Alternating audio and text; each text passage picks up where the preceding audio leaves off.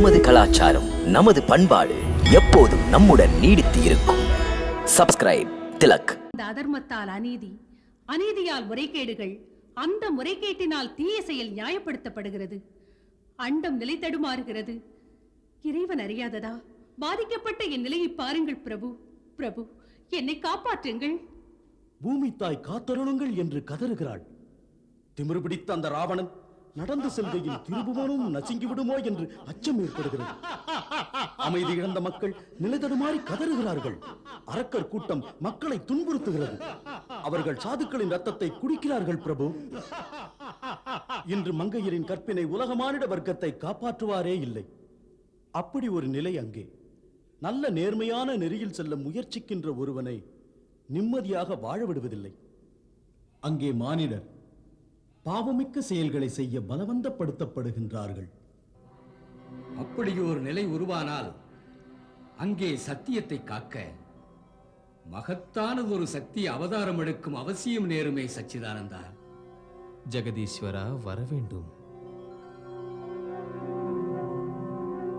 சர்வேஸ்வரா, தாங்கள் உருவாக்கிய தர்ம நெறிகளின்படி வழுவாமல் வாழ்ந்து எவன் கடமையாற்றினாலும் பாடுபட்டாலும் தவம் செய்தாலும் அவனுக்கு அதற்கேற்ற பலன் கிட்டுகிறது. அப்படி ஒரு நிலைமை என்று காப்பது கடமையாகும் பிரபு. இன்று பூமியில் வலிமை உள்ள ஒருவன் மிருகமாக செயல்பட்டு மனித வர்க்கத்தை அடிமைப்படுத்த முயற்சிக்கையில் ஒரு நல்ல மனிதன் அவனுக்கு அடிபணியாமல் எதிர்த்து நிற்கிறான். அவனுக்கு அப்படி ஒரு நம்பிக்கை விண்மீது இருக்கும் ஒரு சக்தி தன் நிலைக்காக நியாயம் வழங்கி தன்னை காக்கும் என்று அந்த நம்பிக்கை குலைகிறதோ, தான் நம்பியது சரியில்லை என்று தோன்றுகிறதோ, அன்று முதல் அவன் சீரான பாதையில் செல்ல மாட்டான். சமுதாயமே தத்தளித்து தரணியும் சூரியனும் சந்திரனும் போகும் திசை மாறும் நிலை உருவாகி சிருஷ்டியின் எல்லா நியமங்களுமே தகர்ந்து குலைந்து சிதறும். தேவகுரு பிரகஸ்பதி சொன்னது சரி பிரபு. தீமையை அழிக்க தாங்கள் அவதாரம் எடுக்க தருணம் இதுதான். திரிபுராரி, பாவியின் பாவத்திலேயே அவன் நாசத்துக்கு விதையும் இருக்கிறது. அந்த ராவணன் தனக்கு மிஞ்சிய சக்தி எதுவும் இல்லை என்று நினைத்தான் இல்லையா? அவன் நினைப்பிலேயே அவன் அழிவின் கருவும் மறைந்திருக்கிறது. அந்த அகந்தையின் காரணத்தினால்தான் அவன் வரம் கேட்கும் போது மானிடராலோ வானரராலோ தனக்கு மரணம் நேரக்கூடாதென்று கேட்கவில்லை. எந்த மானிடனை அவன் புழுவிலும் கீழாக மதித்தானோ அதே மானிட வடிவத்தில் யாம் அவதாரம் எடுத்து அவனை அழிப்போம்.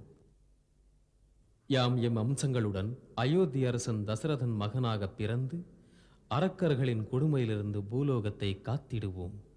அந்த மண்ணுலகில் எங்கு மக்கள் சத்தியமாக தர்மமாக நடந்தாலும் அவர்களின் நம்பிக்கை நிலைக்க, மானிடம் ஜெயிக்க யாம் அருள்வோம்.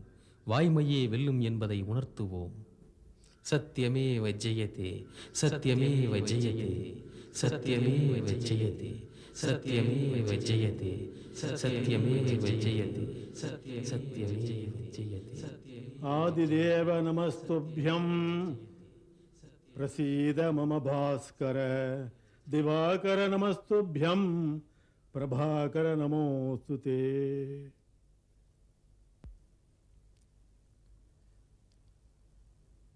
மன்னா தசரதா, இன்று சூரிய பகவான் உத்தராயணத்தில் பிரவேசிக்கிறார். இது மிகவும் புனிதமான வேளை. இந்த புனித வேளையில் உங்கள் குலதெய்வத்திடம் எதை வேண்டிக் கொண்டாலும் அது நிச்சயமாக நிறைவேறும். குருதேவா, தங்களுடைய ஆசீர்வாதத்தால், அருள் பார்வையால் சுகம், செல்வம், கீர்த்தி எல்லாம் இருக்கிறது. அதோடு ஒரு குறையும் இருக்கிறது. அது ஒன்றுதான் வேதனை அளிக்கிறது. எந்த சூரிய வம்சத்தில் மகாராஜா இக்ஷ்வாகு, திலீபன், பகீரதன், ரகு, அரிச்சந்திரன் ஆகிய மாபெரும் மன்னர்கள் கீர்த்தி பெற்றிருந்தார்களோ அந்த ரகுவம்சம் என்னுடனேயே முடிந்துவிட வேண்டுமா? எனக்கும் என் முன்னோருக்கும் நீர்க்கடன் கொடுக்க ஒரு பிள்ளை வேண்டாமா? வணக்கத்துக்குரிய குருதேவா, குலதெய்வம் சூரிய பகவானிடம் என் இதயபூர்வமான பிரார்த்தனை, எனது முறையீடு, சூரிய வம்சத்தின் ஒளி தசரதனுடன் அழிந்துவிடக் கூடாது என்பதுதான். தாமறியாததா குருதேவா? தாய்மை அடையாத ஒரு பெண்ணின் வாழ்வு பூரணமாகாத பயனற்ற வாழ்வு அல்லவா?